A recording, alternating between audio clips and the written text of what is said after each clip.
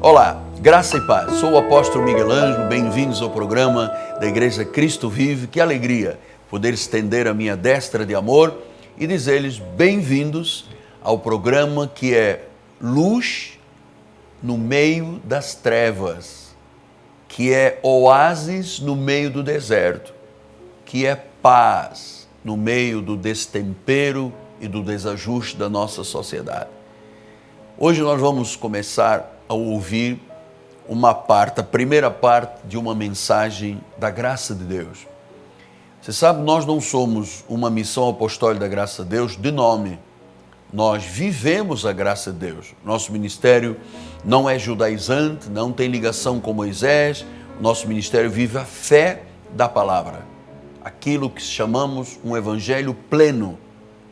Aquela que é a palavra que sintetiza a obra de Jesus, graça. Você vai ouvir, após este programa eu volto, deixamos o telefone 30 17 90 90. Olhe, disponha o seu coração, abra-se realmente para dar a entrada à palavra. O seu coração é terra fértil, a palavra é uma semente, então eu vou semear sementes de vida no teu coração. Aguardo uma grande colheita na tua vida. Eu volto em seguida. Até já. O nosso tema de hoje é liberdade cristã, o desafio da nossa fé. Diz assim a palavra do Pai, Gálatas 5, 13 a 15. Porque vós, irmãos, fostes chamados à liberdade. Porém, não useis da liberdade para dar ocasião à carne. Sede antes servos uns dos outros, mas pelo amor. Porque toda a lei se cumpre em um só preceito, a saber: amarás o teu próximo como a ti mesmo. Se vós, porém, vos mordeis e devorais uns aos outros, vede que não sejais mutuamente destruídos. Meus amados irmãos, minha família bendita,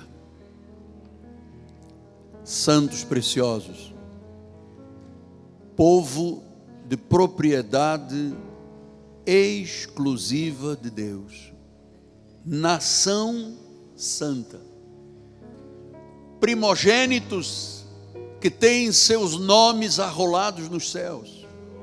Que bênção, meus amados filhinhos na fé. Hoje nós vamos falar sobre liberdade cristã e o desafio da nossa fé. Você sabe que esta palavra liberdade é a palavra talvez mais usada no mundo hoje em dia. E você sabe, muitas pessoas advogam a respeito desta palavra, pedem liberdade. E nós hoje vamos beber de uma fonte cristalina da verdade que nos proporcionará liberdade. Você sabe que os povos africanos, quando falam de liberdade, eles dizem: queremos ser livres dos governos colonialistas. Quando um economista fala de liberdade, ele disse: queremos um comércio livre. Quando é um capitalista falando de liberdade, ele diz: queremos livre empreendimento neste país. Quando um comunista fala de liberdade, ele diz: queremos ser livres do proletariado. Quando Mandela, o grande Nelson Mandela, falava de liberdade, ele disse: o fim do apartheid, livres, brancos e negros convivendo juntos.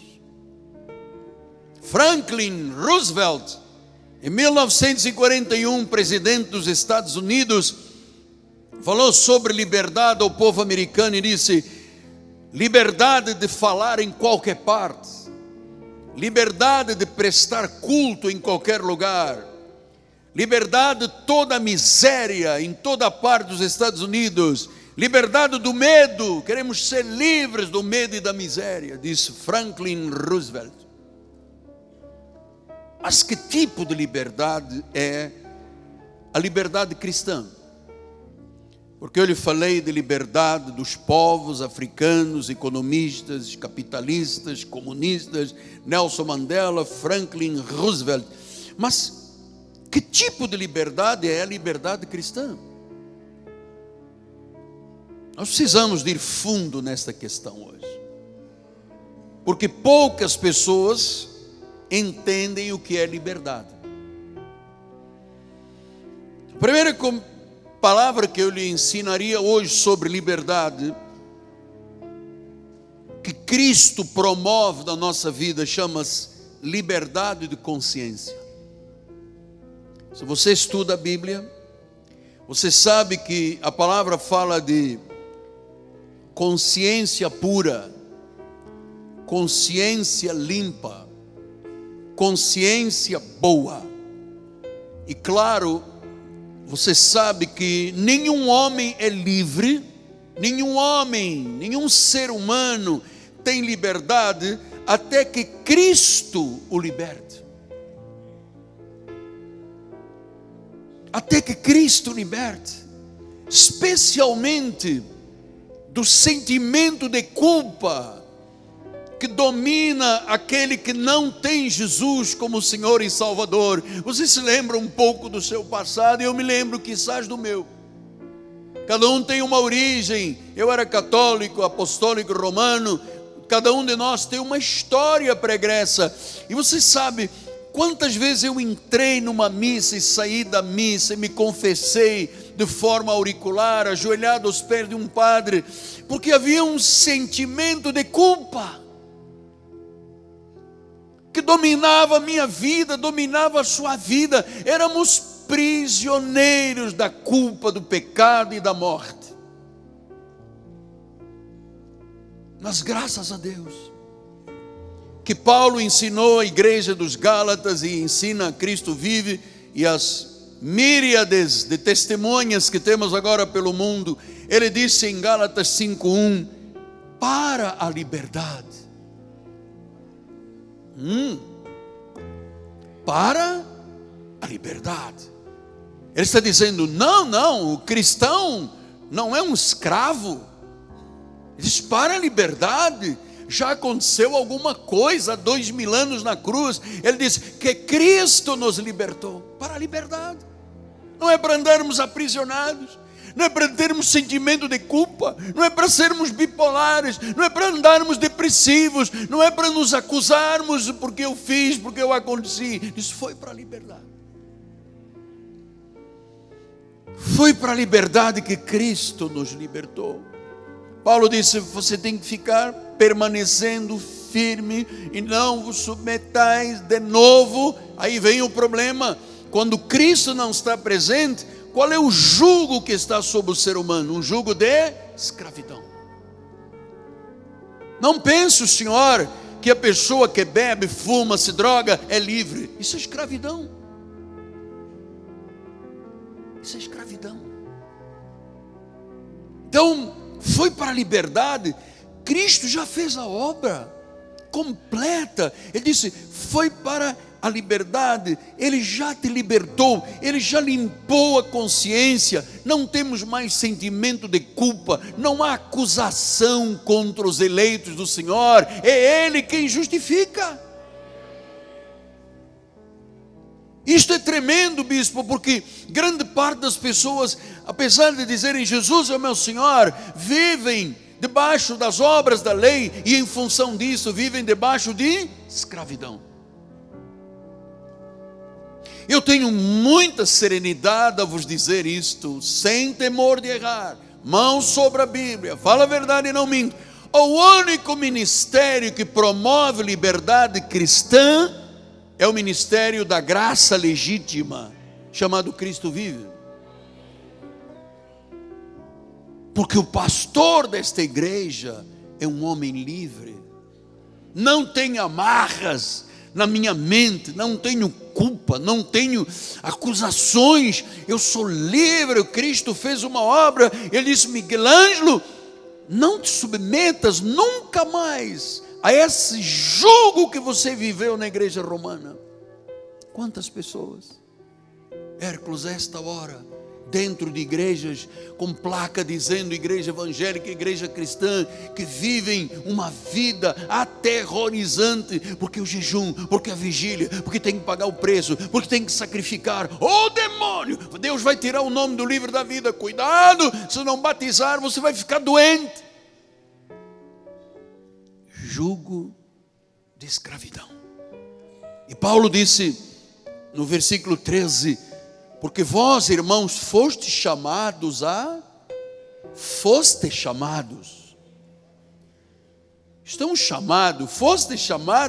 liberdade. Não useis, claro, agora Paulo vai começar a explicar, esta liberdade que Cristo concedeu pela obra da cruz, para depois darmos ocasião à carne, para sermos de libertinagem. Não pode. Não pode, ele diz: você vai ser servo, nós vamos ser servos uns dos outros pelo amor. Então, amado, neste ministério zero de carnalidade, neste ministério zero de racionalismos, lógicas, isso é escravidão. Nós entendemos que a Bíblia Sagrada é a coisa mais importante da nossa vida. Nós dependemos deste livro sagrado. E este livro promove liberdade. Então, nossa vida cristã, ouça, filho meu, disse que foste chamados. Nossa vida cristã não começou quando levantamos a mão. Nossa vida cristã começou com um chamado. Deus, o Senhor Jesus Cristo, o verdadeiro, o Rei, o Salvador, o Mediador, o Autor da fé, Ele mesmo nos concedeu esse chamado. Você se lembra antes de ter Jesus? Como é que era a vida? Os portugueses dizem um balaio de gatos. Confusão com o mundo, com isto, com aquilo, com o pecado, com a bebida, com a mentira. Então, isto é um chamado. Ninguém por si mesmo teria a capacidade de se auto-chamar. Não é verdade que um dia na cama de um hospital eu disse: Miguel, eu te chamo para ser crente em Jesus Cristo e ser salvo. Estão chamados. Fostes chamados. É um chamado de Deus, não é nosso. A vida de salvação não é uma conquista humana, não é uma resolução de um mérito carnal, é uma dádiva de Deus. Amado, deixa eu lhe dizer, a maior dádiva que você poderia receber de Deus é você estar numa igreja, amado. Você ter consciência da sua salvação. Você saber que você está numa peregrinação, que veio de lá, cumpriu o plano da salvação nesta terra e voltará para o seio de Abraão para viver diante do Pai. Amado, isto é uma dádiva. Ou você pensa que ninguém que dormiu às 7 horas da manhã, que meteu um monte de droga na cabeça, cheirou, fumou, injetou, eu sou livre, eu faço o que eu quero com o meu corpo, eu aborto, peito para fora, somos vadias. Vocês acham que isso é liberdade? Isso é escravidão, cara.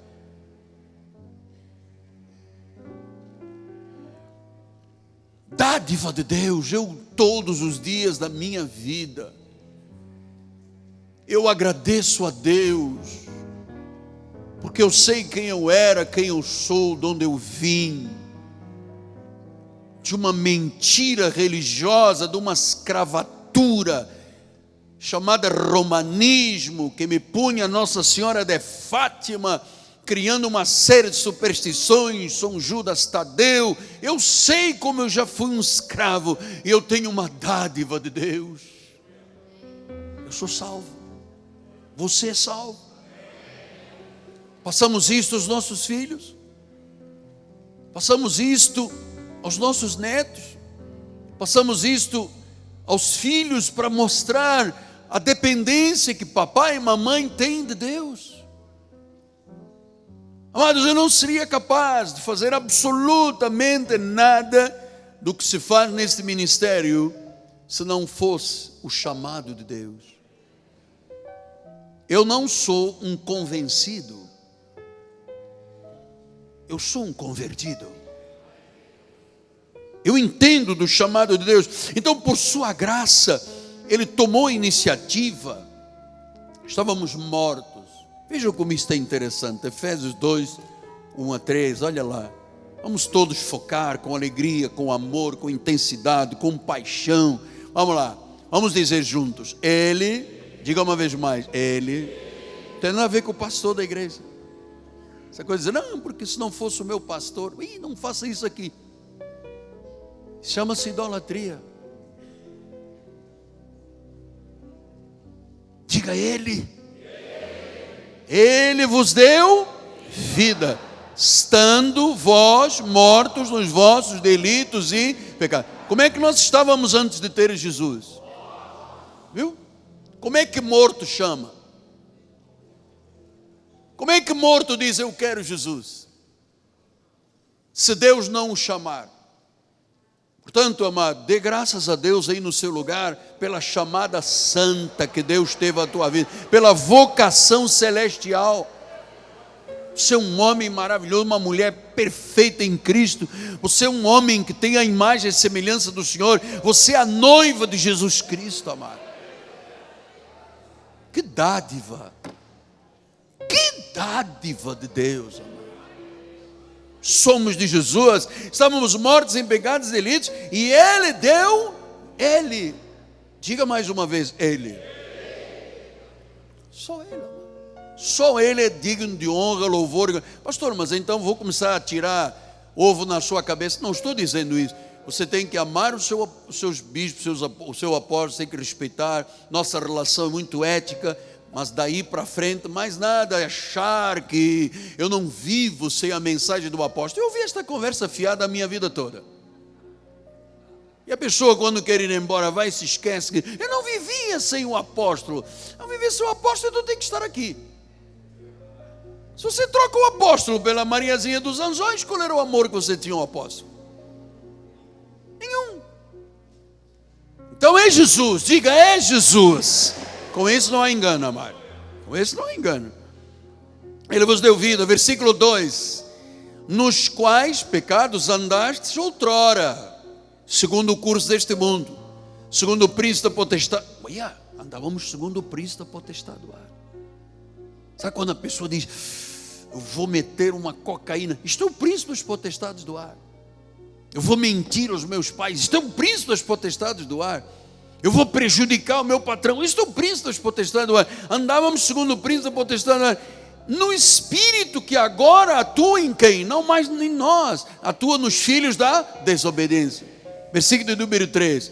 Entre os quais também todos nós andamos. Ah, meu Deus. Meu Deus, meu Deus. Andávamos aí nesse mundão.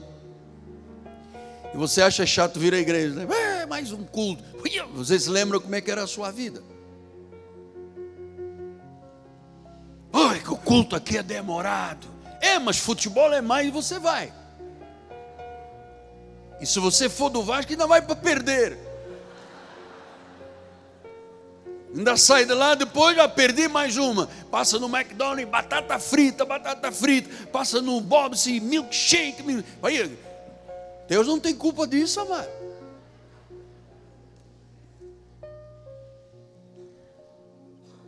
Nós andamos outrora, andávamos segundo as inclinações da nossa carne, fazíamos a vontade da carne, dos pensamentos, éramos por natureza filhos da ira. Natureza quer dizer o quê? Carne. O nosso procedimento antes de termos Jesus era como qualquer pessoa do mundo hoje. Quando você diz assim, mas o meu vizinho diz um monte de palavrão, nós também dizíamos. porque aquela irmãzinha lá, daquela senhora lá do meu prédio mente. Nós também mentíamos. Porque é inadmissível, como é que essa pessoa murmura? Nós também murmurávamos no passado. Era a inclinação. Éramos como os demais filhos da ira. Era um estado de pecado. E claro, quem está num estado de pecado não tem forças nem capacidade, quizás desejo de abandonar o pecado. Você sabe por quê? Porque a Bíblia fala nos prazeres transitórios do pecado. Eu um dia estava ajudando uma pessoa que era dependente de drogas, e eu disse: mas por que você cheira esse negócio, cara? Ele disse: porque é bom. Bom? Fosse bom, você não estaria aqui um escravo. Então, quando você recebe Jesus, você não teria capacidade de dizer Jesus se o Espírito Santo não operasse. Então é maravilhoso saber que estamos chamados santos. É uma vocação celestial, foi uma determinação de Deus, é devido à soberania do Senhor e por nossa predestinação. Porque, amado, Deus conhece o nosso passado, o nosso presente, o nosso futuro, desde antes de termos corpo. Todos os nossos dias já estavam escritos quando nenhum deles havia ainda.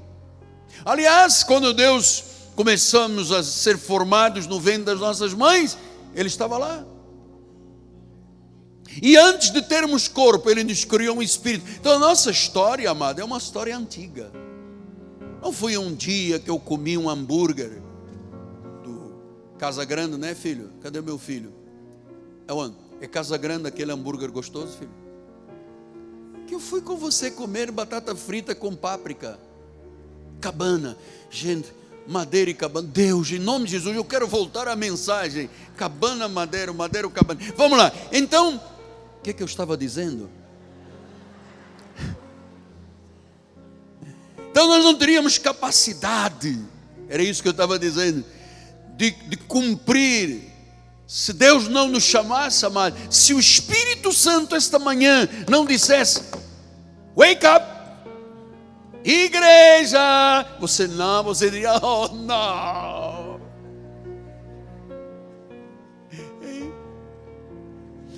Eu já expliquei aqui que as pessoas têm tempo para tudo, mas quando é igreja, se você trabalha, você está com uma dor de cabeça, você vai trabalhar com dor de cabeça. Você brigou com a esposa, você vai trabalhar quando briga com a esposa. Se teve problemas com o vizinho, você vai trabalhar. Mas se eu estou com dor de cabeça, eu não vou à igreja. Se eu briguei com a minha esposa, não vou à igreja. Se eu tive problema, não vou à igreja. Não ponha Jesus em último lugar. Ele tem que estar em primeiro lugar. Ele é absoluto, Ele é Senhor. Então, Cristo veio até nós e nos chamou. E diz em Gálatas 1,15: quando porém ao que me separou antes de nascer, me chamou pela sua graça. Veja, Ele me separou antes de nascer. Isto me soa espiritismo. Quem lhe disse que é espiritismo? Você não sabe que o diabo tenta imitar as coisas de Deus? Pastor, quer dizer que Ele me separou antes de eu nascer? Quer dizer que eu já existia? Sim, aos que de antemão conheceu, também os chamou. Aos que chamou, justificou. E aos que justificou, glorificou. Obra completa. Pastor, e onde fico eu? Não fica.